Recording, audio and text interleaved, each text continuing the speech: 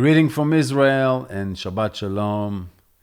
For you guys that doesn't know me, my name is Marco Moreno, and I'm very thrilled to launch my show, which we call the Moreno Report. It will be a weekly show. Usually, you guys will have it on your app on Friday, and it's gonna be about Israel. Uh, when Delton explained me the vision about the 2023, 24, and go on in the media world, and it's also connected to all my trips with him. When we go, so two main things are being asked. One is biblical stuff, the end of times, the Maranatha vision, etc., etc., and what's going on in Israel. And then I told him, you know what, we should do a show about Israel. And he said, yeah, you should do it. So here I am, very thrilled and happy to be with you guys. This is our first special. It will be, the thing will be like that. Every week we will talk about what's going on in Israel. Major events, non-major events. We can talk about 2,000 subjects in Israel. And after the report, we will take, a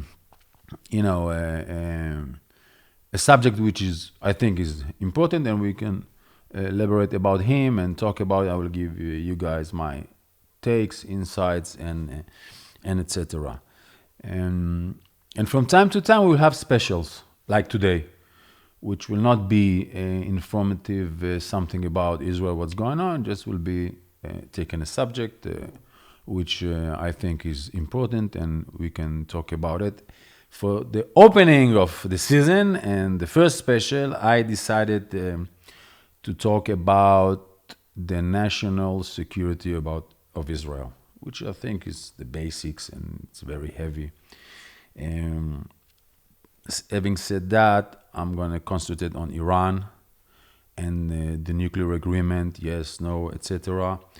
And actually today, Iran is the most meaningful threat about Israel. It's Iran. But before we start about to talk about Iran, let's talk about the full half cup, not the empty one.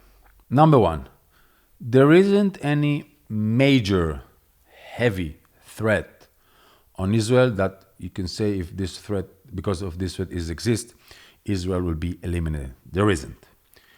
The IDF, is the Israeli Defense Forces, is the most powerful army in the Middle East and one of the best in the world. And Israel is considered around her neighbors and the countries surrounding us as a very strong country, which you should think twice before you launch an attack against Israel. We have old peace agreements and a couple of new ones. The old one is with Egypt, it's 40 years, and it's a very stable one. It's existing for 40 years. Egypt was the biggest threat for Israel, and now it's not.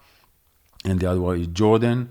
And there's new ones with the UAE, Bahrain, Morocco, Sudan, and hopefully with Saudi. The difference between the old and the new, that the old was made between leaders, meaning the Israeli leadership with the Egyptian leadership. And it's a security, mainly peace agreement. It's not between the population, the people. The new one, it's a warm one. It's between people, which is good. And there isn't any political tsunami against Israel. Meaning, if you look about Europe or the US or, I don't know, no one is attacking us on the political level, which is very important. We have a very strong economy. I think the corona was an example for that the corona usually collapsed a lot of economies around the world, but Israel is a very strong economy. So it's stable. We are a cyber and high-tech superpower state. We have energy. We just found a new field of gas. Israel is becoming like an energy superpower state. 2 weeks ago, the Turks accepted the ambassador again in Ankara. It's only because of energy, nothing else. Um, the Y generation or Gen Z, I don't know, they said it. I know it's a thing in the US and maybe in other places, but in Israel, those generations are very good. I saw them in the army during my service when they came and served. I see them today. It's a good generation. So that's the full half cup. Let's talk about Iran. Okay, Iran. What's the national targets of Iran? One is they rule by Quran. Okay, it's a religious regime. The only thing that he cares about is the Quran, the Islam, etc. Second, they want to export what they call the Islamic Revolution, and that's a very main principle in their eyes. Third, they want to kick out the US from the Middle East, and they want to eliminate Israel. They are declaring it out loud without any fear. They are a superpower state on a regional level. They have influence in Beirut, in Iraq, in Yemen now, and they are trying also in Syria. So they have their arms like an octopus all over the Middle East. The question is how they will achieve their goals, which is export the revolution, the Islamic Revolution, eliminate Israel, etc., etc. They decided that they will do it by having a nuclear capability. Okay, now we could take Putin as an example for that. We all know that he has a nuclear weapon, and everybody is afraid of that. The only reason that the US is not interfering boots on the ground or in actual military heavy support to the Ukraine and on the rest of the world, it's only because of that. All of us are sleeping very good when India has a nuclear weapon, right? It's not something we are bothered because they have it because of China, but Putin, it's a thing, and the Iranian wants to be at the same place.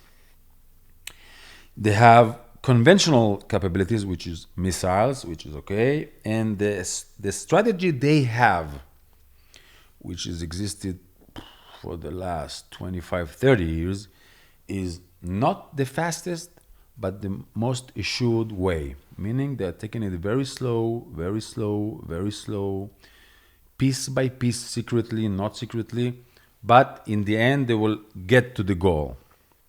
Now, a small lesson, how do you do a nuclear bomb? Guys, don't use it at home, or you can use it and bear the consequences. It's your problem, but okay. You need three basics legs, okay, for doing a nuclear bomb. One, you need a material that will be like uranium. It should be like 26%. Let's not go into that, first of all, because I don't understand nothing about it, but you have to be something like that. The second, you need a weapon system. Like you have the material, you need a weapon that you can put it together, and then you have a bomb. And third, you need a launching platform, which is usually missile.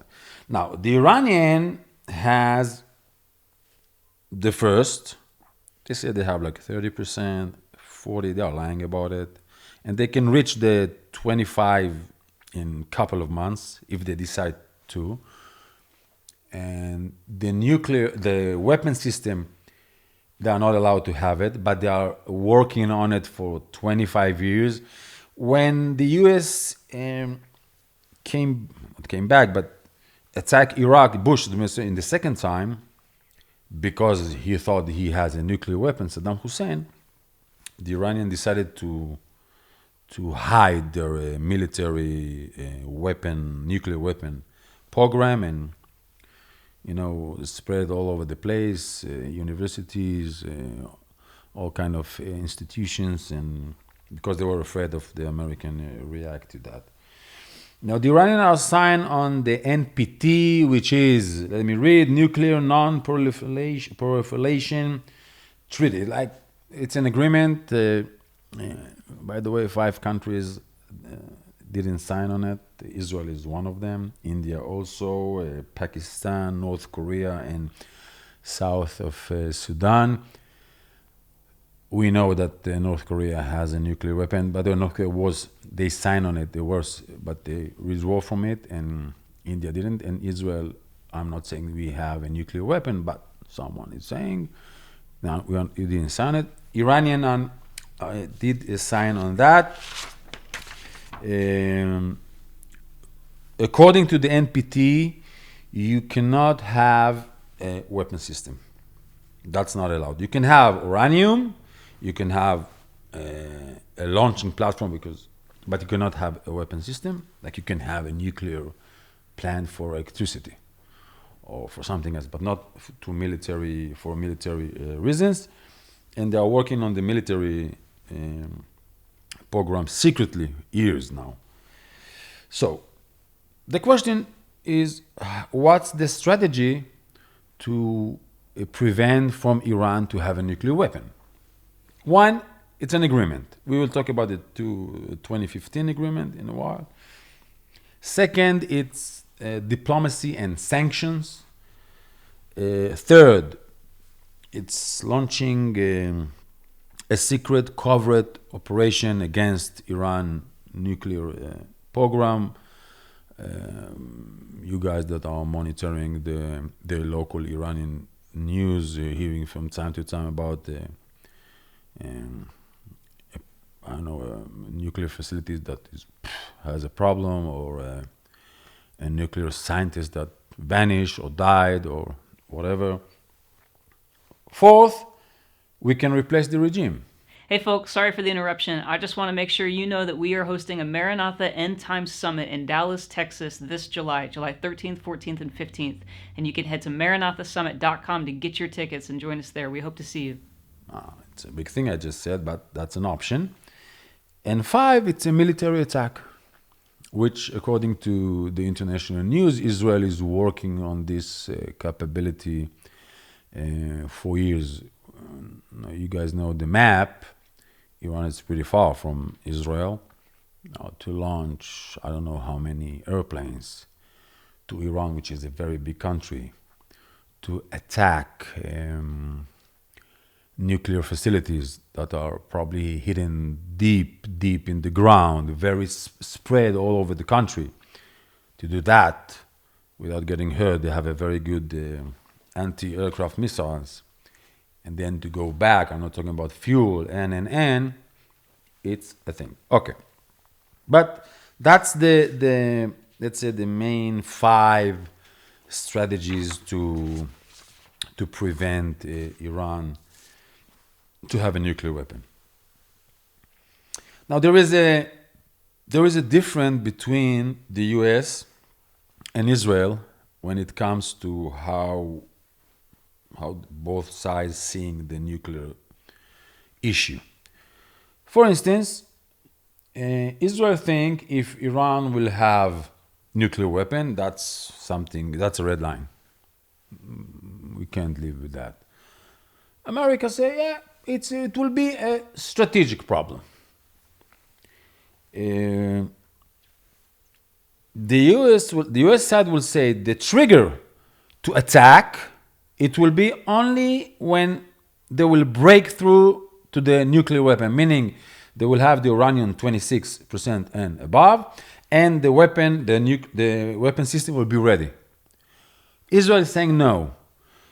The time to attack will be once we realize that they can have it, not once they have it. That's a major difference.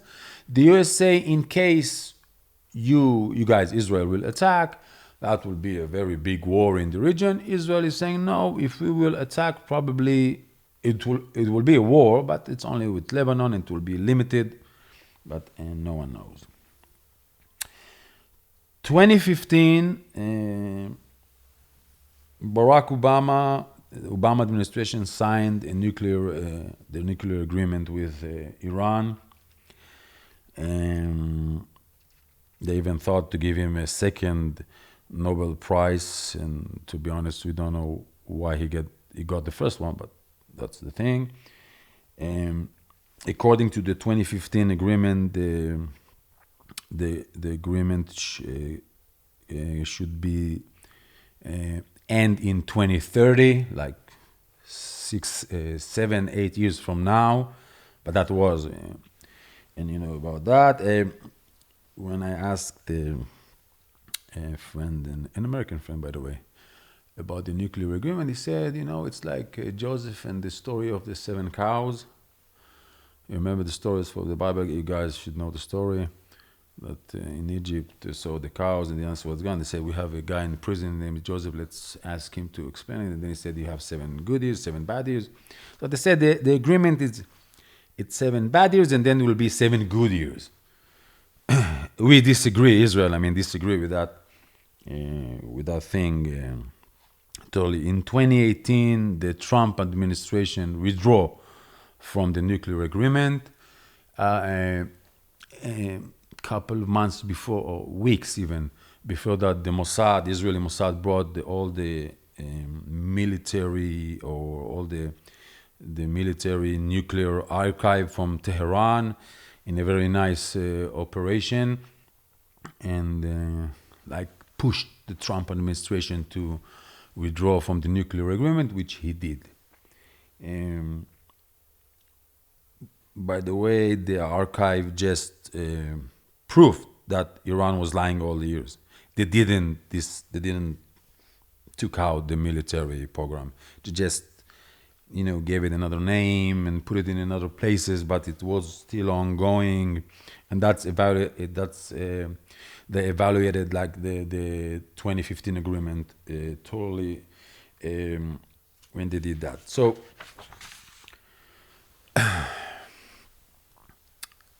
let's talk about the protest and the riots in Iran. First of all, I hope my brothers and sisters from the underground church in Iran is watching us. So greetings.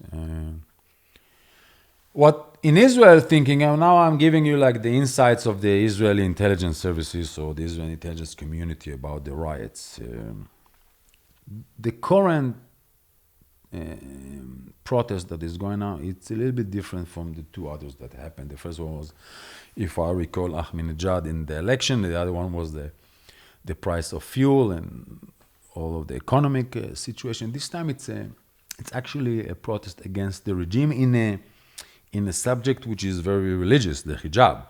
It's not like someone cheat in election or the fuel is very high. But it's still a protest. It's not a revolution. I think the Iranian regime learned the lesson. He knows if he will compromise anything, he will lose. Because when the Shah, the former regime, compromised with him, they took over.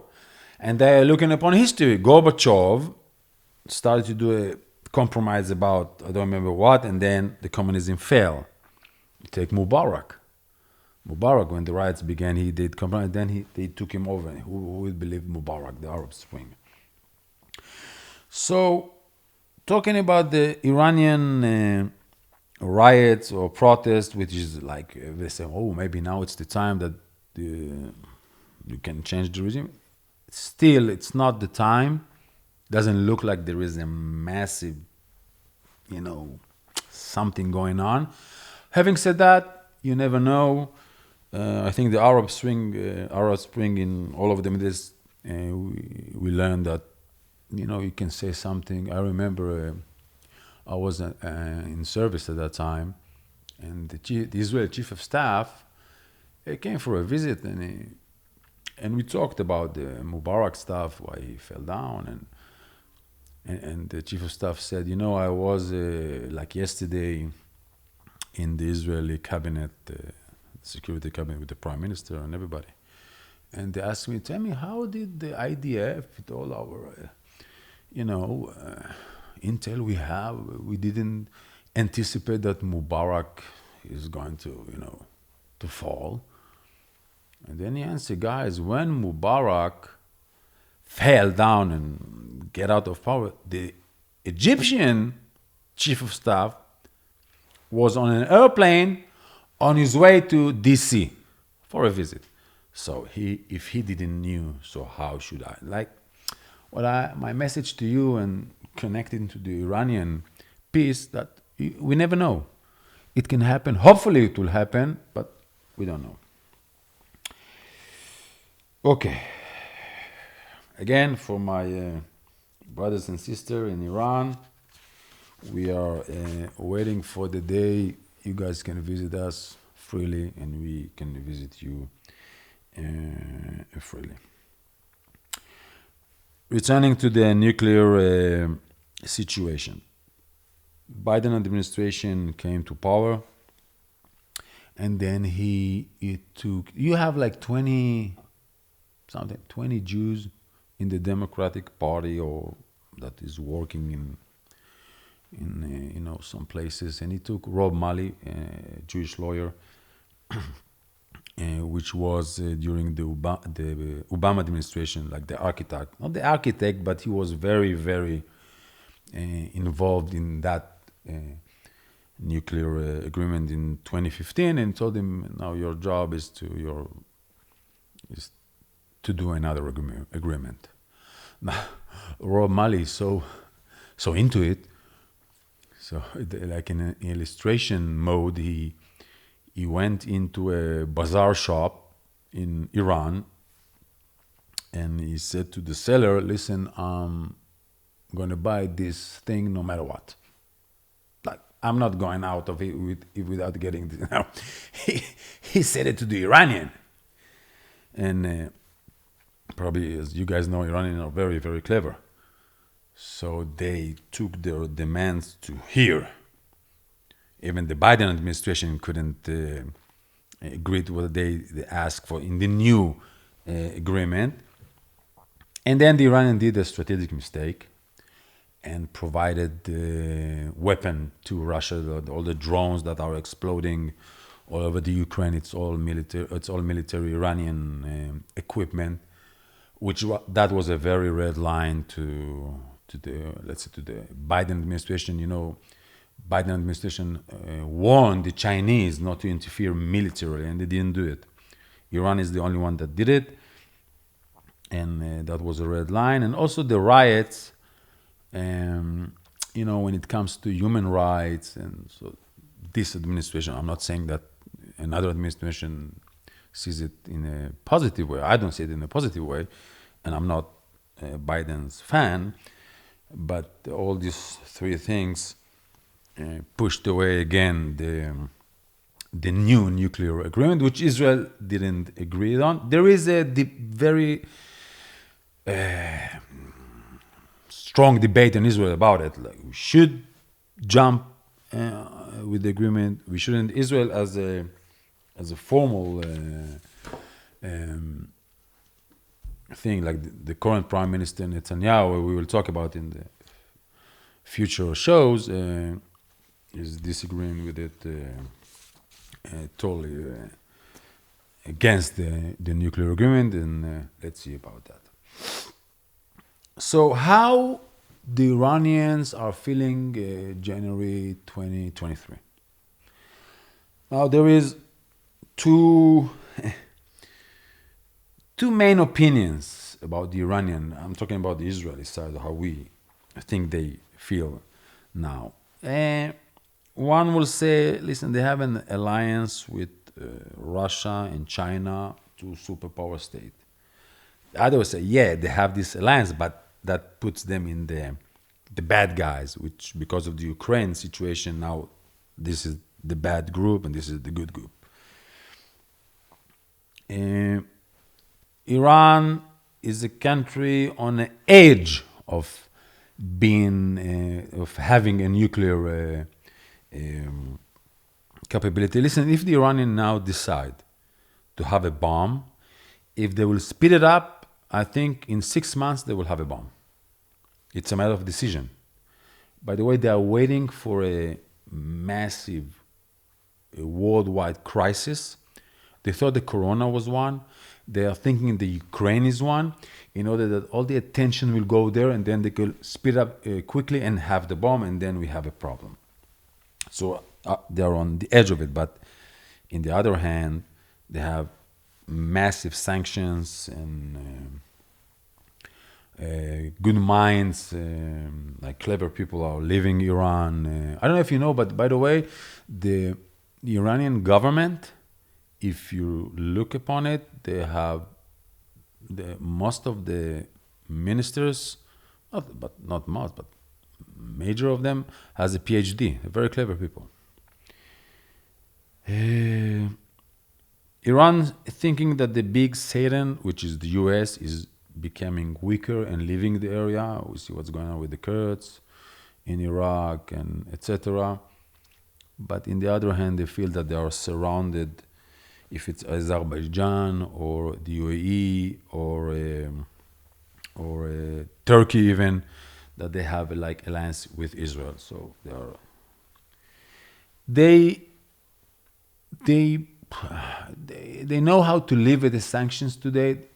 Some will say, for instance, China is buying the Iranian oil, but in the other, now the European are. There's a thing in the nuclear agreement called the snapback. European side, like they bring back the sanction again quickly. It's happening now. So, what's the four major scenarios looking up to the 10 years mark, by the way. And I'm saying especially 10 years mark because it's related to what Delton is talking, the 10-year marks biblically, the end of times and etc. I hope he will do something about that and connect it to what I spoke now. Probably he will, but the 10-year marks. One, Iran is with nuclear weapon, which is a problem, massive, big, I don't know. Hopefully we'll not get there. Second option is we will have an agreement. The Iranian wants it and the Americans, the current administration wants it. But everybody climb on a tree. Let's see how they will go down from that. Third, we have a war with Iran. There's an attack. The IDF decided to attack Iran and there is a war. Or the fourth scenario, that the regime will vanish because of the protest or because of something. I don't know. If you ask my opinion, my humble and not very opinion, I think it's between an agreement and a war. So we are on the edge of or here. But I don't know what will happen. Saudi, it's a very key player in what's going on here. People thinking now with the new Israeli government that there will be immediately peace process or some agreement with Saudi. I think differently.